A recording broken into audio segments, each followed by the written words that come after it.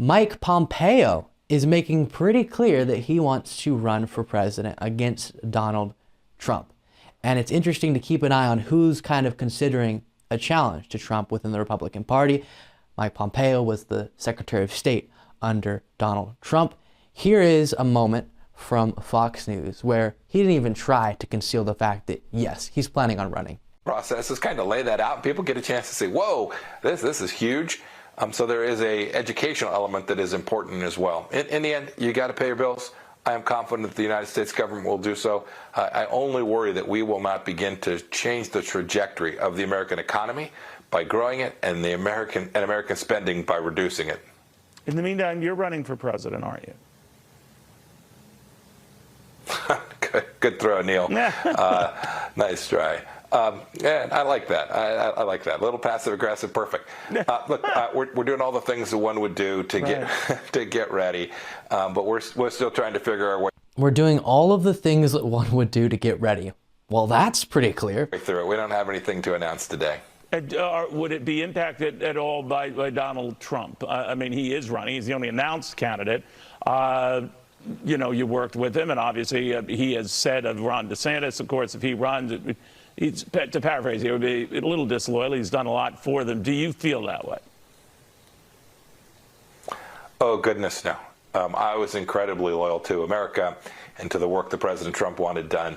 The American people will decide who the next Republican nominee is, and anybody who throws their hat in the ring has the responsibility to go out, compete, make their case, make the arguments to the people of Iowa, New Hampshire, and South Carolina, and let the American people sort through who they think. Usually, even right before someone announces, they still do the "I'm not thinking about 2024" answer. He's going, yeah, so we're doing everything to prepare, but I don't have an announcement right now. Okay, cool. So you're running and we're waiting on an announcement. But what's interesting is Mike Pompeo, for a while now, has been making clear that he wants to run.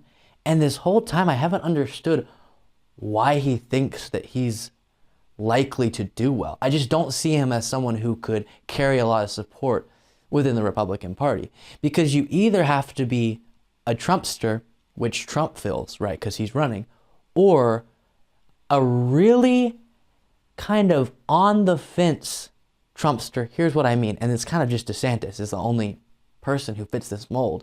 If you're going to do well in the Republican primary, all of these individuals I wish would not be president, but within this context, DeSantis appeals to the radicals, and appeals more radical than even Trump sometimes with his vaccine comments, right? And also appeals to more moderate Republicans because he comes off less erratic like Trump does.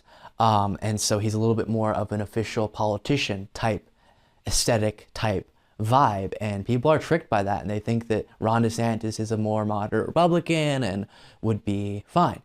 And so DeSantis feels that.